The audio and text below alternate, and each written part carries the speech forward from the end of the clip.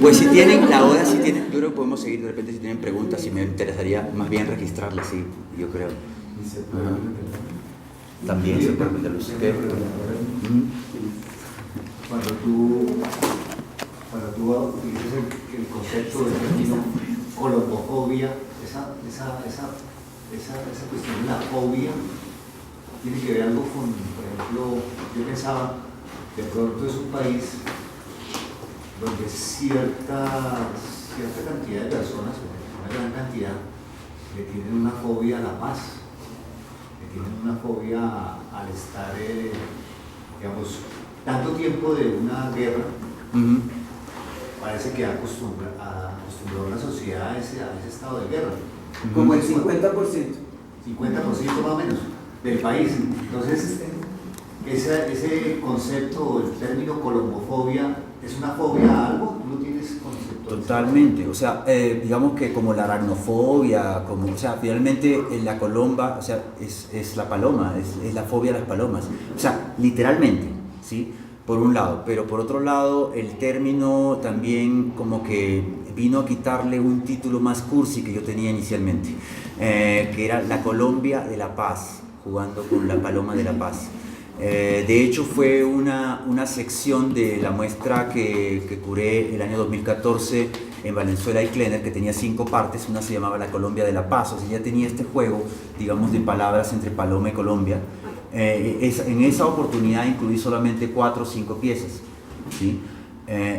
Estaba, por ejemplo, como registro la paloma reventada de Botero en la plaza de San Antonio en Medellín, por ejemplo, ¿no? Que es muy parecida a la que Botero mismo ha regalado, blanca, pintada con el piquito dorado, a Santos de manera más compacta, más pequeña hace poco. Pero digamos que la idea inicialmente era ese título, La Colombia de la Paz, y fue cambiado curiosamente poco antes de que ocurriera el plebiscito del 2 de octubre. ¿Okay? Me parecía más interesante esa contradicción de gente todavía haciendo campaña por el no. ¿Okay? Entonces, en ese sentido, juego con esta colombofilia, que es una práctica deportiva, digamos, ¿no? de clubes y asociaciones a nivel mundial que crían palomas mensajeras, que se llama colombofilia, y el otro que es la colombofobia, que vendría a ser justamente todas estas prácticas para eliminar las palomas en las ciudades, ¿no? Que tienen mucho que ver con eso, y en algunos casos encontré algunos datos que hablaban de colombofobia como la fobia a los colombianos en algunos países, ¿sí? Entonces esas contradicciones, digamos, o bifurcaciones etimológicas me parecían muy interesantes, pero también a uno lo pone en la situación de que ya con 4 años uno empieza a entender también aquí, viviendo acá, todas las contradicciones de este país, o varias de ellas por lo menos, ¿no? Entonces siempre hay una contrarrespuesta a las cosas, no todo está, digamos, hecho para producir, digamos, entusiasmo o expectativas favorables, sino que también tienes una contrahistoria en donde dices todo esto, qué mal va, ¿no? El proceso de paz desde la firma le está costando al país aproximadamente más de 40 víctimas, desde la firma, solamente desde la firma, de 40 víctimas de líderes sociales asesinados sistemáticamente, ¿no? Y ese costo que tú puedes decir que es más bajo en comparación a la guerra misma, en donde las muertes eran mayores, es una comparación un poco insuficiente. ¿Por qué? Porque matar líderes sociales es asesinar no solamente a la expectativa y se puede decir los anhelos de lucha que tienen determinadas comunidades enteras, ¿sí? Por un lado, sino también se puede decir que estos líderes sociales son los que no han estado empuñando el fusil, son los que han estado luchando por la legalidad, han estado pidiendo y reclamos al Estado de la manera legítima. Entonces lo que estás matando en realidad es la fe en el Estado.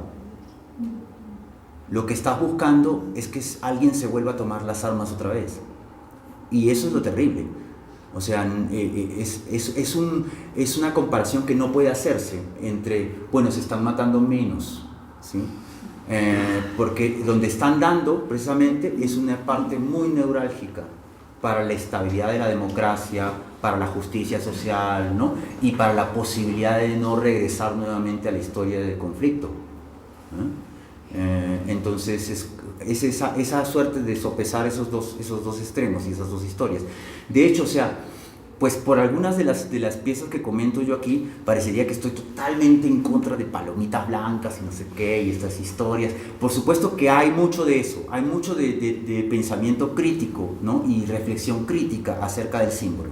De hecho, no solamente por el hecho de que haya sido, y lo comenté en un momento, un símbolo originado a partir de una masacre terrible contada en la Biblia, digamos, ¿no? Que es abominable, pero también por el hecho de que, por ejemplo, si tú lees la Biblia en el Antiguo Testamento, la escena de Noé, que originalmente está en hebreo, la paloma nunca fue blanca, o por lo menos la Biblia no lo dice, dice lanzó una paloma. En ningún momento habla del color. Y si vas al Nuevo Testamento, los 4 evangelios donde aparece la paloma, que es el Espíritu Santo que desciende sobre el bautismo de Jesús, tampoco dice que sea blanca. Ahí el original es en griego, en las 4 versiones. No hay una especificación del color. Mi conclusión es que entre el siglo II, la primera representación, por ejemplo, que conozco más antigua de la paloma de Noé, la paloma es gris. Y es del siglo II. Pero entre el siglo II y el siglo XII, la paloma se blanqueó, del mismo modo que Jesús apareció rubio y de ojos azules en los cuadros de Frangélico. Igual el azúcar. Sí, como el azúcar. Entonces, lo que tú estás hablando en realidad es una europeización de esa historia y un racismo enorme, ¿no? Como que articulado en el símbolo, impreso en el símbolo. Pero es que es interesante también porque no solo muestra, digamos, como esa dicotomía, sino que deja claro dónde está la filia nuestra, en la fobia. Y eso me parece muy preocupante porque, digamos, no genera como esa contraposición en donde se pudiera conciliar, sino que determina un poco el carácter, ¿no? Entonces, pues es como un poco deprimente. Y lo interesante es que eso queda evidente no tanto en el signo o en el símbolo de la paloma o de la palabra, sino en las implicaciones culturales que eso conlleva, ¿no? Que digamos, ¿qué pasa más allá, digamos, del objeto mismo y de las variaciones sobre el objeto o sobre la palabra, sino, digamos, como en los comportamientos de la gente? Por ejemplo, cuando se puso de moda que todo el mundo haría pintar palomas, que era como un carnaval, y después esa felicidad era como esperar lo que hemos estado esperando siempre, que pues no se sabe si va a pasar. Entonces hay una cosa ahí como de que el objeto simbólico va por un lado y la desesperanza va como por el otro, ¿no? No, pues total, estoy de acuerdo.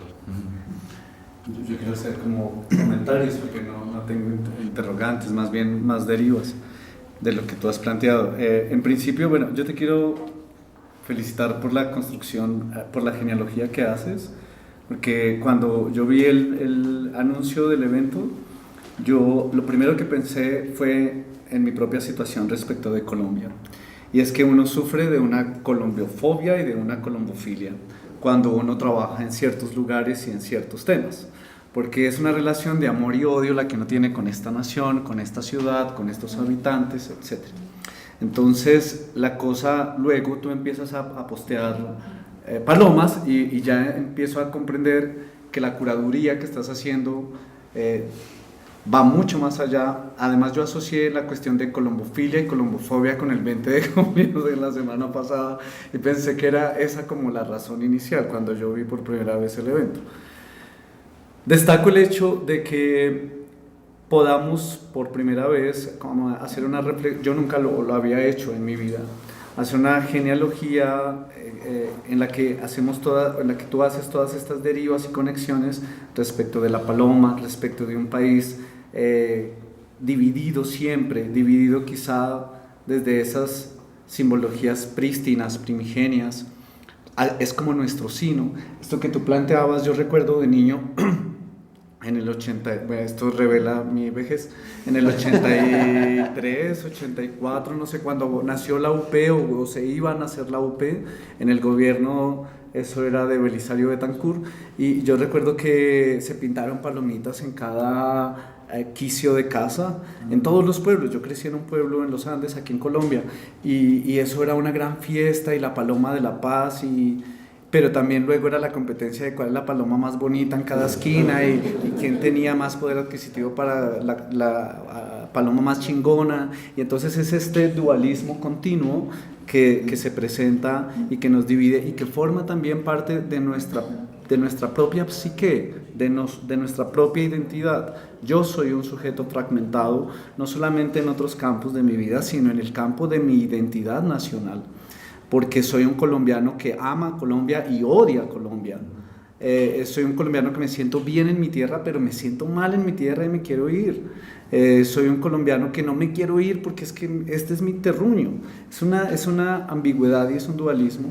Y luego ver cómo esto está afincado en una tradición mucho más antigua, donde hay múltiples rutas del sentido, donde tiene que ver con este anhelo de unidad perdida, que incluso uno podría llegar a ubicar en estratos más profundos de la psique. Vuelvo al punto, y es como el anhelo de la edad de oro, del paraíso perdido, que es esta unidad. Pienso que estás tocando algo relevante, y es la fractura y el quiebre de las totalidades y de las unidades, y que se ve también en ese trabajo de curaduría de las imágenes de la paloma, del cuervo, del cóndor, de lo blanco, de lo negro. Muchas gracias, pero yo estaba pensando, pues esto es uno de los comentarios que tenía también en Posible, porque compilé varios periódicos de esta jornada de artistas por la paz, que así se llamó, en el 84. ¿Sí? Esto fue pocos días después de que se firmó la tregua con el M-19, con el ADO, una sección del EPL en ese momento. ¿Sí? Entonces se firmó en distintas partes, y un buen domingo, digamos, incluso impulsado inicialmente por artistas como Alejandro Obregón y respaldado por el presidente de la República, ¿no? Se anunció con bombos y platillos, porque los periódicos están plagados de anuncios de empresas con recorte esta paloma y péguenla en su ventana. Sí, y las fotografías que existen, digamos, de toda esa cosa. Yo estoy tratando de conseguirme videos en televisoras también para complementar un poco eso.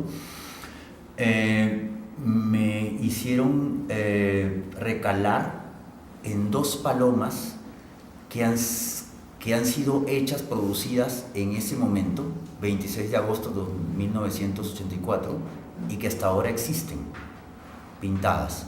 Una es la de La Calera, por ejemplo, ¿sí? Que todo el mundo tiene como por lo menos voz populi de que eso fue pintado ese día, aunque no hay, digamos, una certeza clara para mí, pero todo el mundo dice eso, que eso tiene ahí desde esa época, y la repintaron y repintaron.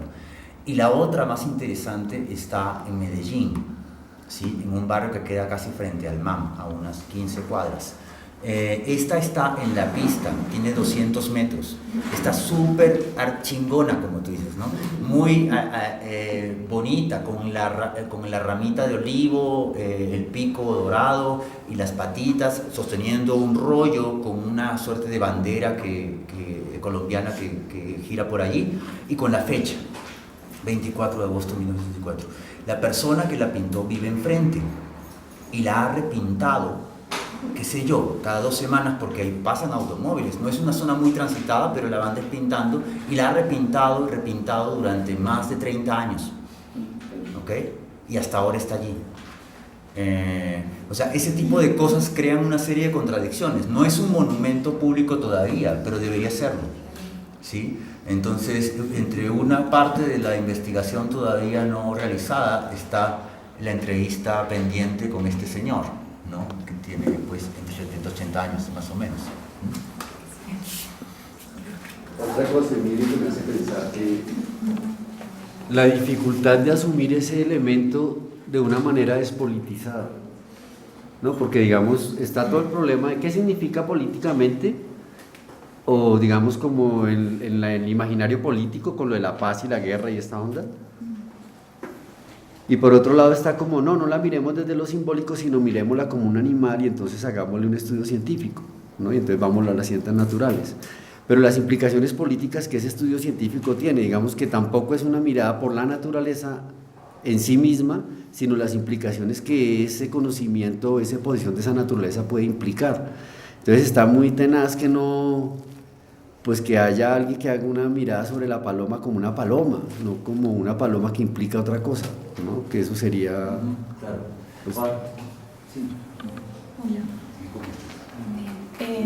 A mí me gusta mucho el término de los términos de colombofilia y colombofobia y toda esta explicación porque me hace pensar en el discurso de la decolonialidad y todo esto, sí, o sea, creo que ahí está como en esas tensiones de los colonialismos, ¿sí? El pensar, por ejemplo, en un símbolo que además viene de la Biblia, de la Iglesia Católica, de un Dios europeo, pues habla de eso, de las colonialidades que están en los animales, en las relaciones con los otros, en nuestro propio cuerpo, es decir, ahí está latiendo, y cuando se habla de colombofilia y colombofobia, está hablando es de eso, de los lineamientos de la colonialidad de Colón, de la colonialidad de las palabras, de cómo las palabras producen unas realidades coloniales las cuales vivimos permanentemente, y los símbolos se convierten en unas representaciones que lo que hacen es endurecer cada vez más esas colonialidades. Por ejemplo, lo que compartimos en esta lectura que habla de la paloma también como un pensamiento de Kant en la modernidad del vuelo de la paloma, pero no en el flujo del vuelo, sino en la configuración espacial y mecánico de la paloma, ¿sí? Es decir, todo como que viene organizado en esas colonialidades en las que estamos viviendo, en las que estamos permanentemente. Y eso me parece interesante de esta mirada, ¿no? De cómo la imagen, me llamó mucho la atención este grafiti de paz que cambiaba la esvástica, porque además la esvástica tiene otras simbologías, por ejemplo, desde el budismo que hablan acerca de la paz, ¿sí?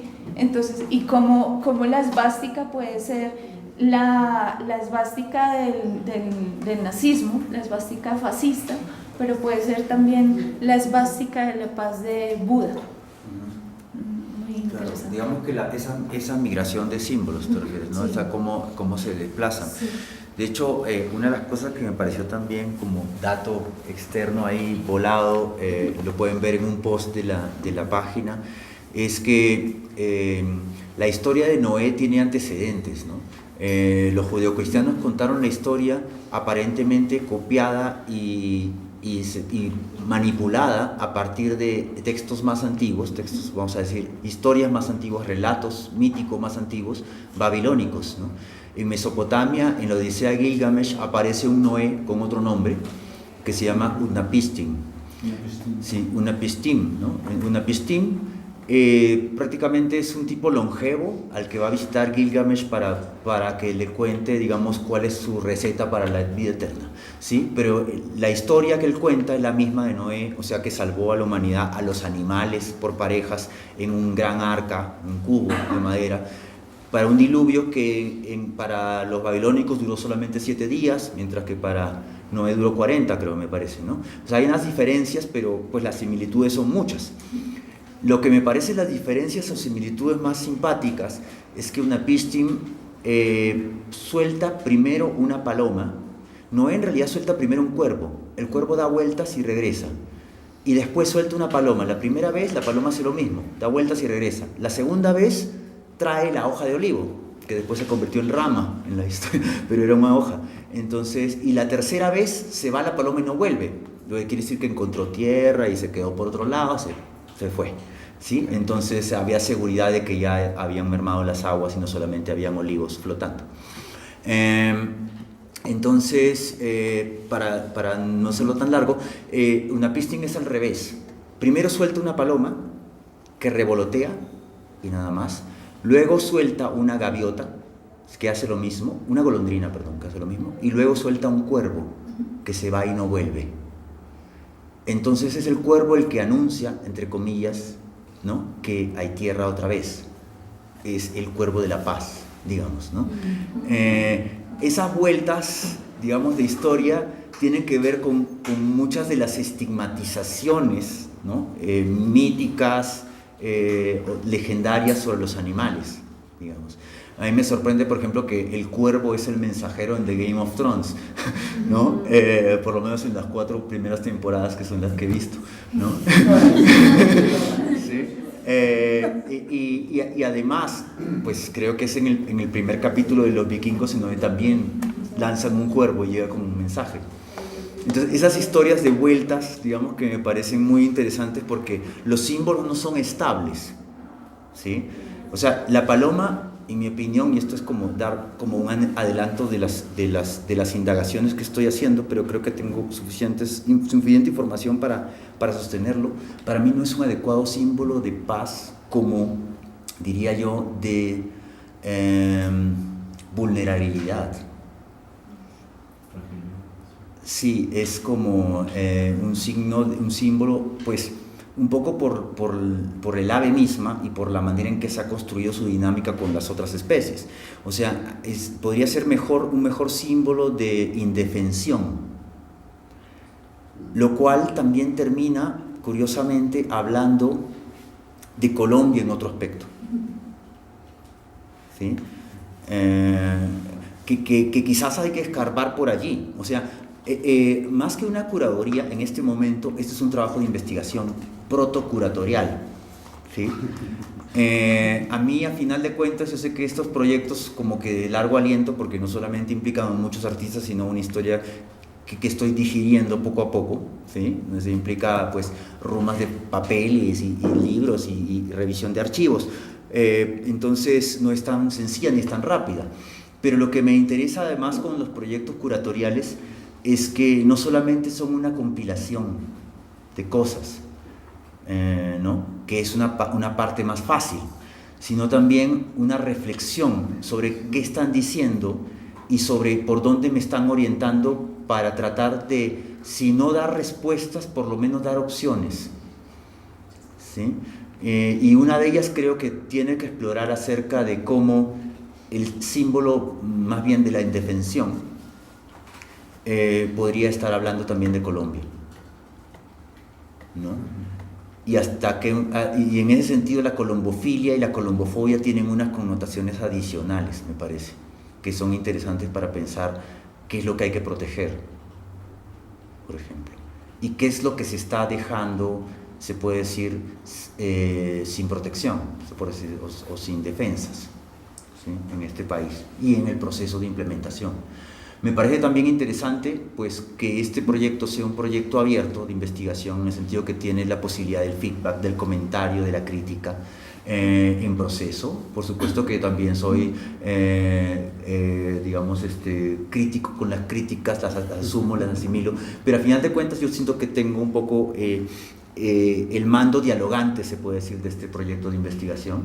Pero lo interesante es que me parece que vaya paralelo al proceso de implementación significa también que las conclusiones que yo pueda sacar van a verse también influidas por lo que pase durante ese proceso, ¿no?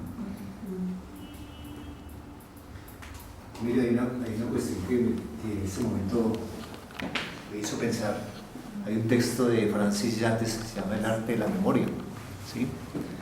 Y entonces en algún momento ellos, pensando que cómo era la memoria, cómo era esa cuestión donde se guardan los recuerdos, lo comparaban con un palomar.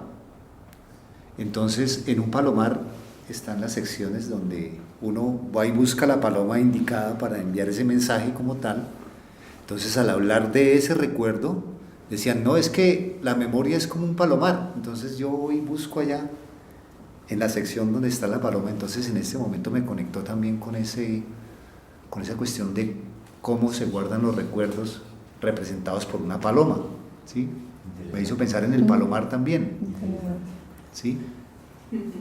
Porque uno pues ahí puede, digamos, como comenzar a tejer toda otra historia. Me hablas mejor de ese autor, no lo conozco, Francis pero Yates. Francis Yates. Arte de la memoria.